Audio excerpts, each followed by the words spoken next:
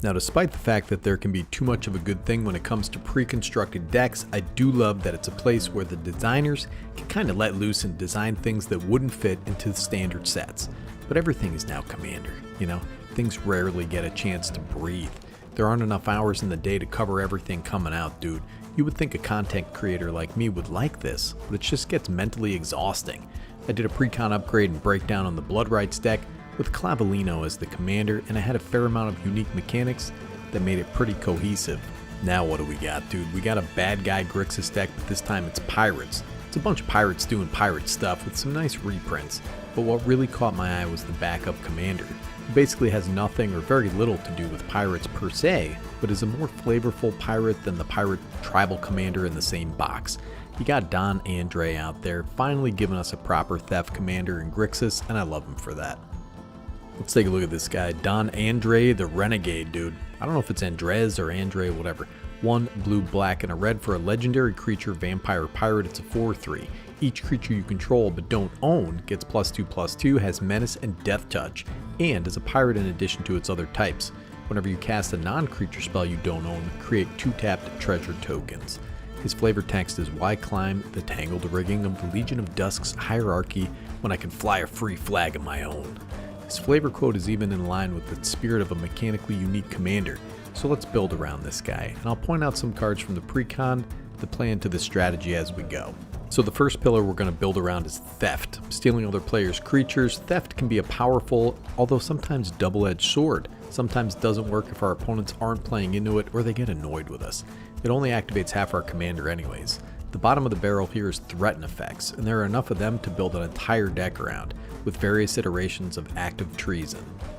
Active Treason is 2 and a red for a sorcery, gain control of target creature until end of turn, untap that creature, it gains haste until end of turn. Captivating Crew and Coercive Recruiter do a really decent Zealous Conscripts impression. Zealous Conscripts is another classic, dude. Incidentally, there are combos around Kiki Jiki and Zealous Conscripts and Coercive Recruiter that can win you the game. There's your win condition, brother. There you go. Kiki Jiki also combos with Port Razor, who is also in the Precon deck, but an opponent has to be unable to block Port Razor. You also have a bunch of other creatures that can accomplish this effect, like Conquering Manticore. 4 red for a creature, Manticore, it's a 5/5 with flying. When this guy enters the battlefield, gain control of target creature and opponent controls until end of turn. Untap it, gains haste until end of turn. This thing is 28 cents, right? It's a decent 5/5 flyer that hangs around after stealing and dealing is done to claw your opponents with those big old paws. I've always had a soft spot for this card, man. It's a favorite of mine. You also have cards like the old Furbolg Flutist out here, dude. This guy's threatening, man. He's threatening with that dang flute. He's about to stick it up your eyeball.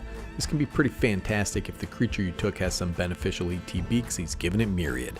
You do own the tokens, so those would not benefit from our commander's first static ability, but who cares, dude? Molten Primordial. This is another one that grabs a creature from each opponent. He's a pig demon with 6 eyes, just like former mayor of Chicago, Lori Lightfoot. Alright man, enough about Lori Lightfoot.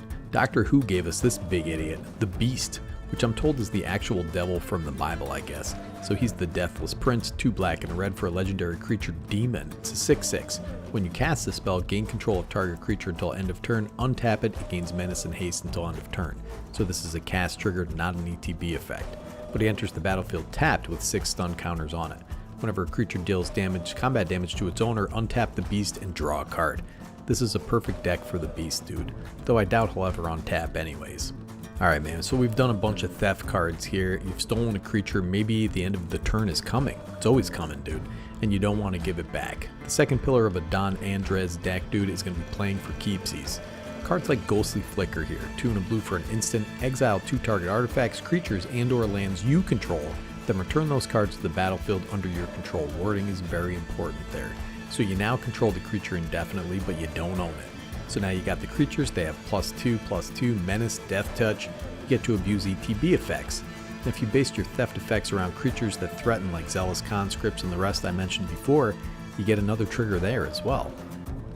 And that kind of brings us to the next pillar, which is sacrifice outlets. Stick a few in your deck. You want them to be impactful and repeatable. Check out Braids here, dude. You got Braids Arisen Nightmare, 1 black for a legendary creature, Nightmare, it's a 3/3. At the beginning of your end step, you may sacrifice an artifact, creature, enchantment, land, or planeswalker. If you do, each opponent may sacrifice a permanent that shares a card type with it. For each opponent who doesn't, that player loses 2 life and you draw a card. Still under $3, man. Poor Braids can't get a date out there, but I think she needs to change her Tinder profile pic. She's scaring all the dudes away. And new out of the same Precon, we got the Broadside Bombardiers. 2 and a red for a creature, Goblin Pirate. It's a 2/2 with Menace and Haste. As Boast, sacrifice another creature or artifact. Broadside Bombardiers deals damage equal to 2 plus the sacrifice permanent's mana value to any target. New card from the Precon. This can do a lot of work if you're snagging opponent's creatures. And you have to boast with it, dude. You got to attack with it. But it has haste, so it can get right in there. So listen, man, creatures are going to be dying left and right, as in any commander game. So you'll need ways to dig them out, brother. Plus you're killing quite a few of them, let's be honest. You got Reanimate, Animate Dead, Necromancy. These are kind of the holy trinity for getting stuff out of opponents' graveyards. They can target any graveyard. You can target your own as well if you have stuff in there you want to dig out. Most Reanimate effects only allow you to target your own graveyard. These 3 are a little unique in that effect. And the final pillar here is casting our opponent's spells. There are a couple cards in the Precon that feed into this. You have cards like Hostage Taker. This is a favorite of mine for a long time, dude. I remember when I pulled one out of a pack, I was excited, and now it's like 8 cents. So this goes in a variety of decks, but it can just grab Soul Rings, it can grab Arcane Signets, it can grab Skull Clamps. It's just a fantastic card, man. And here you go, here's one from the Precon, the Direfleet Daredevil. 1 and a red for a creature, Human Pirate. It's a 2/1 with First Strike. When it enters the battlefield, exile target instant or sorcery card from an opponent's graveyard. You may cast it this turn, and mana of any type can be spent to cast that spell. If that spell will be put into a graveyard, exile instead. This is great late game for grab and removal or ramp or whatever, dude. And of course, dude, what are you going to do? Have a party without Ramirez de Pietro? I can't even say his dang name. He's going to make an appearance. And though we aren't necessarily going straight into Pirate Tribal, dude, we have quite a few pirates that are just naturally going to be in this deck. Now back in the old Commander Legends days, I drafted a deck around Zara Renegade Recruiter. It's a 4/3 with flying. Whenever Zara Renegade Recruiter attacks, look at defending player's hand. You may put a creature card from it onto the battlefield under your control, tapped and attacking that player or a planeswalker they control. Return that card to its owner's hand at the beginning of the next end step. Unless you blink it, brother, then you get to keep it. Or unless you sacrifice it, man. I think you're getting the idea of this deck now. Now, grabbing things from your opponent's hand can be really good. We have cards like Treacherous Urge here, 4 and a black for an instant. Target opponent reveals their hand. You may put a creature card from it onto the battlefield under your control. That creature gains haste, sacrifice it at the beginning of the next end step. Grabbing things from the library is also great. You got Bribery, Acquire. These are awesome cards. Bribery is about $5 right now for this weird, cheeky version. These 2 are making it super obvious out there, dude. They're attending the Rudy Giuliani school of bribery. Gotta get an artifact creature with Acquire, but, you know, target the deck that has those. Alright, man, then you fill out the deck with Atali Primal Storm and Gyruda Doom of Depths, and you'll be accruing value all over the place. I love this guy. Breach the Multiverse is bound to get some decent cards, and Don Andres can play these off in style, dude. Your army is going to have +2/+2 Menace and Death Touch, brother. That's a decent crew of pirates, dude. That's what you want. So long story short, I'd rather have a deck built around Don Andreas. The best theft commander I've seen in a minute, dude.